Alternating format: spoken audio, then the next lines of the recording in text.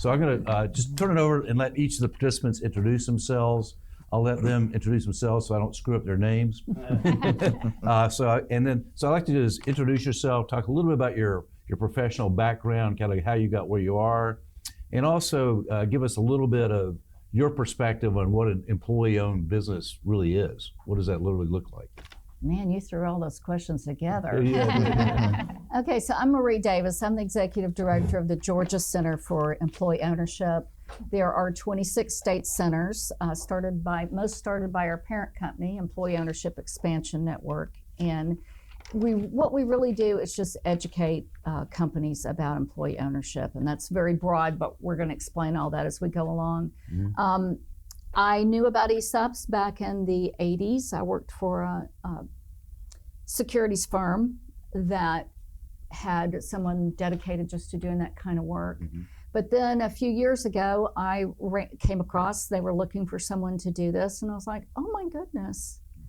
So, you want me to go ahead and tell my story now, or we're going to do that later? Yeah, go ahead. Well, go ahead. So my family had a business on Buford Highway for nearly 50 years. My parents came to Atlanta in 1955. And at one time, they had 41 employees. And in fact, my father passed away in 2001, the day after 9/11. So we were, you can imagine what that was like.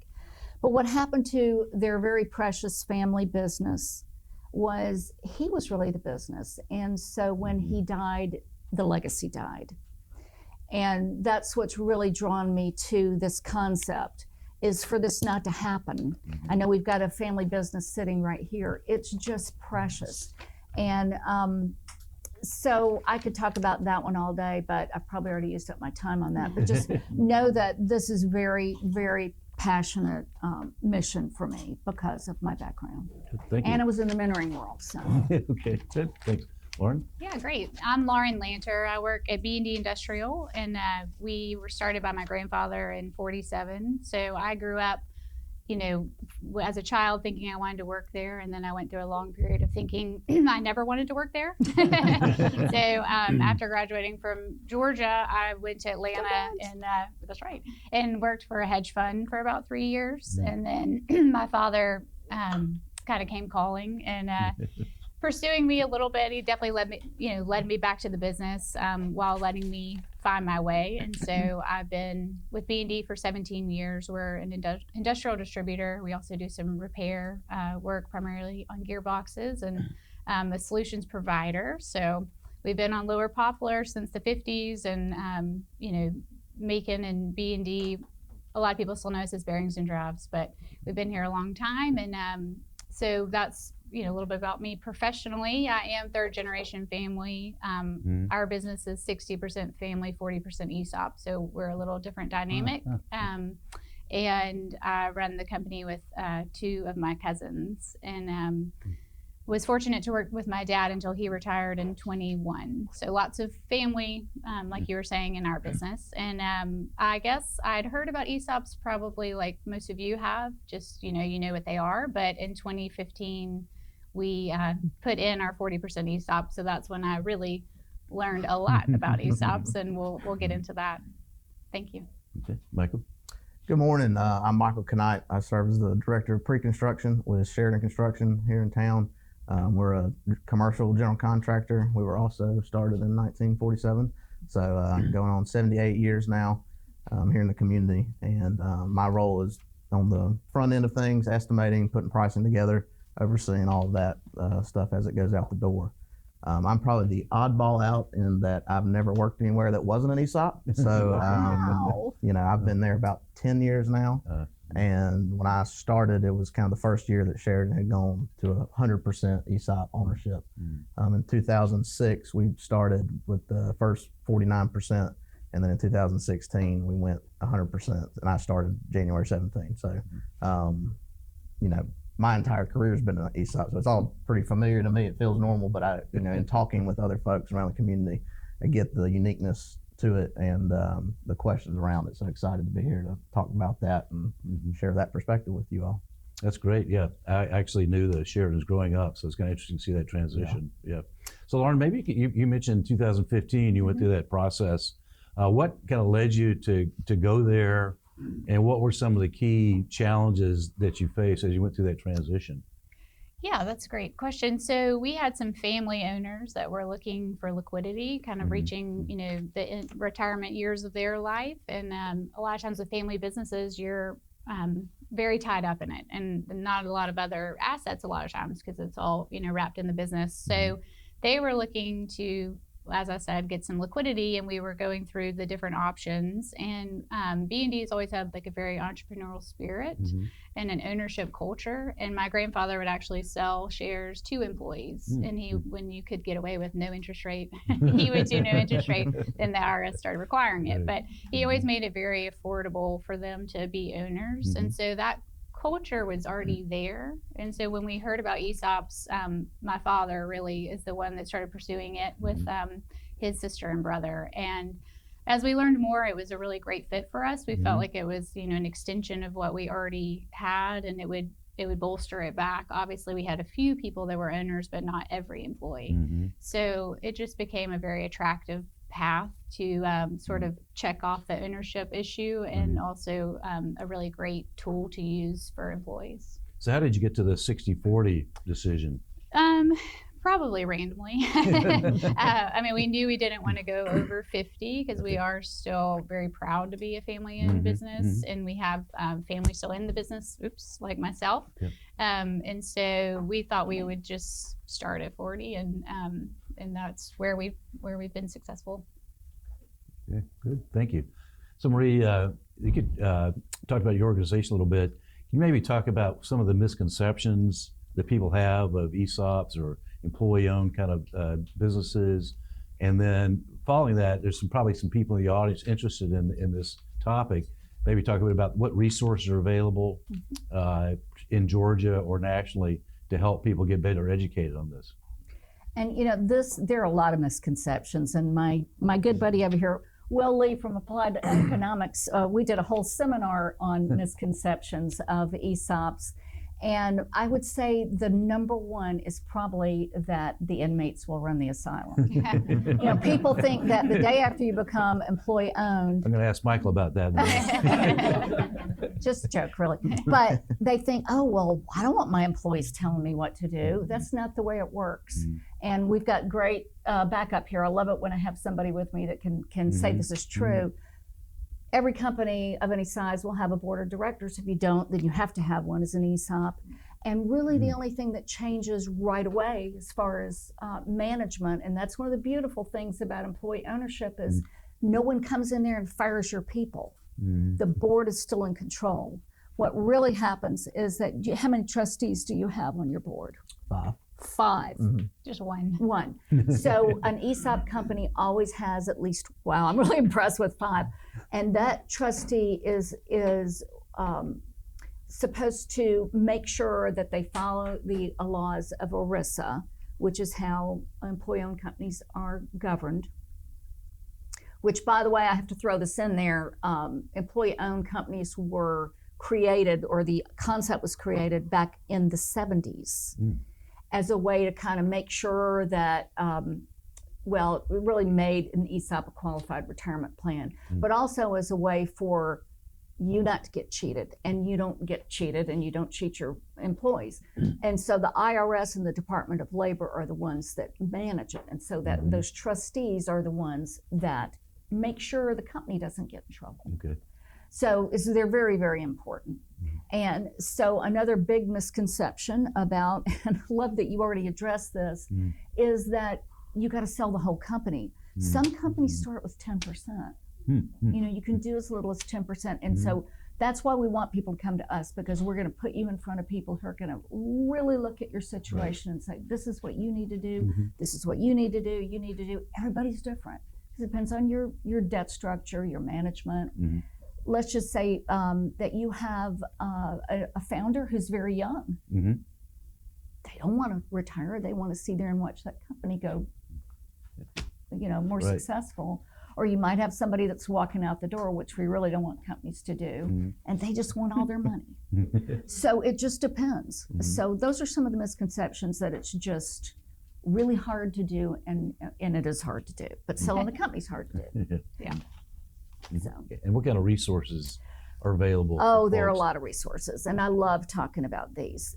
Once you become employee owned, there's the National Center for Employee Ownership, and that's really why we exist. They wanted there to be somebody out there as a cheerleader about employee ownership. But they're a great organization, and there are about 7,000 employee owned companies in the country, the largest one being Publix. And so I would not want a company to become employee owned and not have the guidance from the National Center. They have wonderful seminars. There's 2,000 or 3,000 people that come, and they help the HR people. They help the founders. They just have huge tracks. And the other one is the ESOP Association, and the ESOP Association is known for trying to enact policy around employee ownership, promote it, and then make sure that it doesn't go away. So there's other things out there like the Great Game of Business, and if you don't know about the Great Game of Business, please look that up. It's not just about employee-owned companies. It's anyone can play the Great Game of Business, and it was actually started by a very, very famous 40-something-year-old employee-owned companies. It's now called SRC Holdings. So look that up. So they have coaches that can actually come in a business and help the employees learn to be employee owners. So that's really important because I bet you guys can attest to this, you want everybody to understand that what they do really makes a difference. Like when they leave every day, ServPro wants them to turn those lights off and turn the air conditioning down. And once an employee feels like an owner and knows that that affects their pocketbook and their retirement, then they're going to really feel like an owner, and you're going to have a much better company. So what was the name of the center you mentioned? Just say that name one more time. The National Center for Employee Ownership. Okay. And so that's really for employee-owned companies. Right. But we are there to help them make more employee owners. Okay, good. So Micah, you've been working in an employee-owned business since you started there. Can you kind of tell us, I don't know, what was your previous experience prior to Sheridan? So my previous experience was, hourly jobs and college, and then interning there twice. So really, as far as a professional career, started there right out of school. Coming into that with no ESOP awareness. Well, now that since you're in the ESOP, can you tell us a little bit about how decision making works? Because again, like one of the questions people have is the difference between governance and management, I think, in these kind of situations. So could you talk about as an employee owner of the business, how do the decision-making processes work? Do you see any big difference between that and maybe your peer companies? So the setup is really the same. We have a management structure just like any other company would, and decisions are made based off of the information available, and it's not, as you said, the prisoners in the asylum where we don't put everything up for a vote. We don't seek everybody's opinion on everything that we're trying to decide on. Everybody has a role, and everybody plays that part. And you have the benefit of the ESOP without having to put anything into it, but that is not necessarily they give you input into everything that goes on at the company. So how does that affect your mindset, though, every day when you show up work, when you realize that you have an ownership stake in the company? So one of the things that we will talk about a lot is what impact do you and your role have on profit, both top line and bottom line. Everybody, the more direct my job does this, and it creates this piece of the revenue. We talk about that, but also kind of to your point, how do the actions that I take just on my day-to-day operations impact the cost of the business? One of the things we talk about, or one example, we have a lot of folks with employee trucks. So the way you take care of that vehicle, the way that you use proper discernment when you're fueling up and making sure you're changing your oil on time, changing your brakes on time. It seems minuscule, but if you treat that vehicle poorly and we can't reuse it, and now we have to go buy another vehicle, that impacts not only you, but the ESOP, and then ultimately all of your coworkers. So kind of just instilling that ownership, profitability mindset of everything we do impacts our bottom line and ultimately all of our collective pockets. So how does that have an impact on recruiting? Do people understand when you're talking to prospective employees about that structure? Are they excited? Are they curious? Are they indifferent?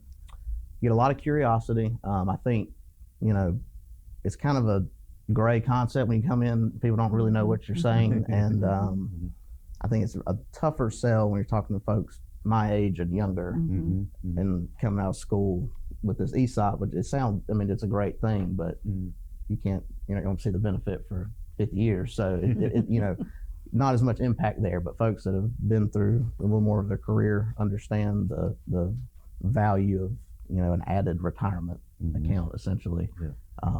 They see that value, and it also comes, I would say, to what kind of marketing we do as a company. You know, we can sell it as much as we'd like, and we can talk about the money side of it as much as like or not. And we've kind of had to go through that juggle of how much do we talk about, here's the potential money you could come out of this with, you know, how open are we with that financial side of it? Because that walking that line, we don't want to promise something we can't deliver on, but also make sure you understand the benefit of the ESOP. Good. So Laura, I think one of the, we talked a little about decision making. Can we maybe talk about what kind of decisions the employees are or aren't involved in, and how has that changed or different from what it was like before you went to the ESOP? So there may be different requirements when you're 100 versus 40, and I can't really speak to that since we haven't experienced it yet. But our employees actually don't make any. I mean, there's no decision that has to run through them other than if we were gonna. I mean, if we're gonna sell, if we're gonna do things, there are votes that are required. But as far as our, you know, everyday business, there are no decisions that run through them. It's just sort of like any other business. Have you noticed any difference in employee behavior, kind of before and after? Yeah, I think like Michael was saying, you know, the sort of the higher level employee sometimes grasps it faster and is more probably, you know, retaining them. They're more bought in.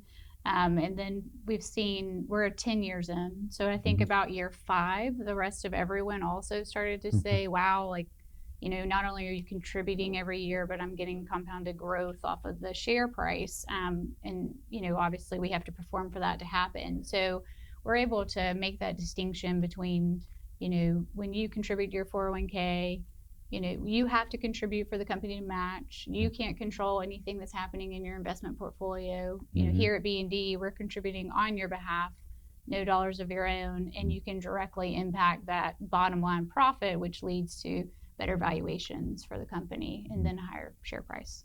So we do a lot of that conversation regularly, and I think as soon as they have a couple of years under their belt, you know, they start to see how it does impact. And so we've had that culture, and this was an extension of the culture, which we were fortunate to have it to start. But I do think it's really strengthened it.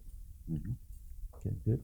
So Maria, I think as we kind of start to wrap up, I'd like to ask each of you just kind of make some closing remarks about what do you think the benefits versus the potential negative impacts are of transitioning to an ESOP? Well, I do want to say that, and most people don't know this, but the percentage that a company is employee owned, they do not pay federal income tax. So we do. Say that one more time. Yeah. So for instance, if they're 100%, they're federal tax free. So with that money, they can do things for their employees. Let's just say they can pay them better. They can buy them employee trucks. So you can, you know, once you know that a company is employee, and you really see the difference. And also, one of the other main benefits is the retention. People are, and Mr. Knipe is absolutely correct in saying that the younger people may not see that value. But what they do see, and I will tell you, I've made this talk many times about culture. Most young people would rather work for a company with a good culture than worry about the $1 they're going to make more. And it's absolutely a recruiting and a retention tool, which is one reason we're doing this video. Yes. We want to capture all these employee owner stories and say, this is why we had this structure here, and this is how our culture's changed. So that is absolutely hands down important. And I will say, if you walk in a Publix and you walk in some other grocery store, there's your answer. Walk up to, you know, don't ask the newest employee because they probably don't understand it yet. But if you go up to someone or go and visit at one of these great companies, you'll see the difference. Is there any downsides? It's tough. It's a tough thing. And I think they would both nod their heads and say it's not easy. You do need that ongoing education. But I think almost I would think any employee-owned company that's well-run, and most they all are, would say it's worth it. We have a company that is unlike anybody else in our industry, unless they're employee-owned. Good. Laura? Yeah, I would say, it is tough to implement. So it's, expensive. It was very expensive to put in. You're paying, your attorney, you're paying the trustee's attorney, you're paying the bank's attorney. So that was not a surprise, but something to be very aware of, I would say. It's a big endeavor, I guess. And so it's worth it. It was worth it for us, but maybe didn't have my eyes wide open initially. I was the CFO at that time, so a lot of it fell to me. And so it's, you definitely want to go to those conferences. We went several times to the NCEO conference before we were ESOPS. You really want to go and learn and understand what you're getting into, because you are engaging. We try to always do best practices. So we have a trustee, obviously. We also have a administrator. So lots of third party engagement. So it's all arm's length. You want to have, we want to do the best practice, which they helped us to build. I mean, they gave a lot of education on that. But again, I think it's good to be aware that these are ongoing relationships that are going to be, for us, part of our next 50 years or 100 years or however long we're all here. So I guess that's just a little note. But again, for us, it's been a great way to bring the employees back into ownership. Some of it had fallen off after my grandfather had passed, and so I think it's been an excellent way for us to buy out some of the family, transition to partnering with the employees. I do think the culture is a difference, and that's part of what makes B&D special. I'm biased, but but I think we're special, and so I do. We've had good success retaining and hiring, and all of that is true. It's a byproduct of probably something that we already believed in, but it's hard to find talent, and you want to have any edge you can when you're trying to bring someone on board. So we've definitely been happy. I think it's just good to go further your education with the people that are even I sometimes have to brush up on everything, because it's like you're doing your everyday job and you're not the expert, but there's always more to learn, and it's a great environment of very the NCEO especially is very welcoming and willing to talk, and everyone we've come across has been more than willing to make sure we understand. And we don't get to save on the taxes because we're 40%. So, that's sort of the holy grail of ESOPs, but we're happy where we are. Good. Thank you. Michael, any last thoughts on the upsides and downsides of being employee-owned? I think just kind of echoing what we've already heard here, but the culture is where the dividends pay off for the business. We too are, ownership driven, ownership mindset. That's one of our core values. We beat that drum all the time. Anytime we're in a project interview or anything like that, we're selling ESOP as a benefit to a client, of what you get out of that, the ownership we take and the work we do, and the pride that comes along with that. And you do see that, and you see that mindset of I impact the bottom line, and it creates that ownership element that I think is very beneficial from a business standpoint, from the running the business side, and then from the employee side, it's financially beneficial. You get it kind of starts small, but I mean it's astonishing how quickly it can start to get that snowball effect going. And being 20 years ESOP now, we're starting to have where we've got some folks that have been here that whole 20 years, and we, when we do our annual meeting, we bring we invite our retirees back, and so we're looking into having some opportunities for them to come and share the kind of impact that's had on them from just the employment and financial standpoint. So that's the pluses, and it's just a great thing. I think like we've already said, it addresses the ownership and the financial side of a transition. The ESOP itself does not address a transition plan. You still have to have a solid transition plan a plan for the actual leadership and management of the company. And you know, in hindsight, I think we would probably have been had a better communication plan of what we're doing, how we're doing it, how this impacts you as a day-to-day employee. But just thinking through some of those things as you get into it, there's still some things you've got to address and be ready for. But from an employee standpoint, it has been a great thing to be a part of that culture and able to reap that benefit. Great. Well, I want to thank our panelists. I appreciate them. Just give them a round of applause. Thank you. And We actually have time. We have time for questions. So sometimes I know you get this. So if you when you ask a question, be sure to say who you are and the business that you represent. My name is Quay Howard. I represent Affirmation Properties. My question is, how should your business be structured to allow ESOPs and share distribution? so what was the second part of the question? How should it be structured to allow ESOPs and share distribution? Okay, share distribution. So I'm going to take a, Well, can you feel that one, Will? I mean, really, I hate to You have ask, two choices. You could be a C Corp or an S Corp. You have to be a corporation to be an ESOP. cannot be an LLC, right? Correct. okay. Or partnership. Mhm. The S Corps are the ones that are tax free. Mhm. The C Corps, there's some tax benefits for the selling shareholders when they implement. Okay, good. Also for the C Corp, so we had the sellers had the tax benefit, which you can look up and read about. Also, the corporation got to deduct the interest on the loan. So there was a, double deduction on the selling for the C Corp. We're a C Corp. Well, I guess this reinforces the need for professional That's help, right. right? Both I'm on not the a CPA. legal, so. exactly, legal and financial support as you go through this. Yeah? Absolutely. Other questions? Yes. Yeah, Michelle Moore, Southern Lighting Source. My last company I worked for was an ESOP. But I just think it's kind of a cool point to touch on. What was your evaluation period like? I know that my last owner, he was very hands-on. Like they would have meetings every March to do their share evaluation and just kind of dive into what does that look like for you guys? How busy do you get during that? So first of all, can you explain what that is, share evaluation, and then you talk about how you go about doing that. Yeah, I mean, I'm happy either way. If you want to take it or I can. I can start. All right.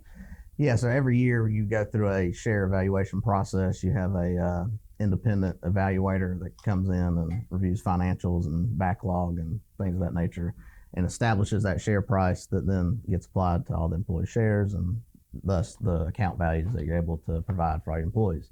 For us, luckily we have a CFO that has kind of championed the ESOP and been the one that's kind of dealt with all the legal technical aspects, and he is very good about having everything prepared.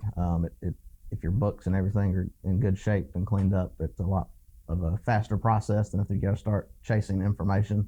But for us, it works out. We've had one person that's kind of been the direct person to deal with that, and he meets with them, gives them everything on an annual basis, and then gets it prepared before we roll it out to the company. Yeah, that's similar for us. That person's me, so I get to do it all. But we, as you're closing your books for the year, a lot of the information that, we have a CPA that we partner with, and so a lot of the information is duplicated. So it's not that heavy of a load. We've always done an independent audit that just B&D has. That's not required. That's just something we've historically done. So it's essentially hand in hand with that as far as information goes. So for me, it's not too much extra time. But yes, we meet with them, in the CFO role, and then we have a CEO meeting where we're telling them about the business, how things are going, and they're factoring that into some of their methods that they're using to put together the valuation for the share price. So that process, I would say, is smooth. We're 10 years in, so we've got a good relationship with that. They're third party. We have no effect on how they value us, but we have a good working relationship with the trustee and with the valuation company. Any comments on that? Well, I would just ask them a question. How do you announce to your employees what the share price is every year? Yeah, that's the fun one. We probably are still, fine tuning that, but we, do a big State of the Union and really try to tout, for us, fortunately, the growth of the share price and put illustrations forward of, example account balances and the compounded growth and our history of the share price, making sure new employees feel as knowledgeable as as the existing older employees. So that's a fun day. That is always, unless you go down, which we haven't had. Michael? Yeah, very similar. We have an annual meeting that's company-wide, and we take a big portion of that time to champion the ESOP and roll out the new share price, and again, just kind of reinforce what we're doing with that. And I think that means in 2 weeks, so looking forward to it. All right. And again, the employees do not pay for that. Correct. It's a gift. That's right. And then, Yes. We also talk about the vesting period too, so like because it is also a period of, if somebody leaves after a certain amount of time, they don't end up getting that money, those shares get reallocated back into the pot. So I'll start with them, and then I'm going to ask Marie what a typical vesting time is. But Michael, talk about. Yeah, I can speak to ours as total of 6 years to be 100% vested. It's kind of tricky when you enroll in or you start in the ESOP, but it's after you've been in the company for 1 year, then the first date of the next planned year is when you enter.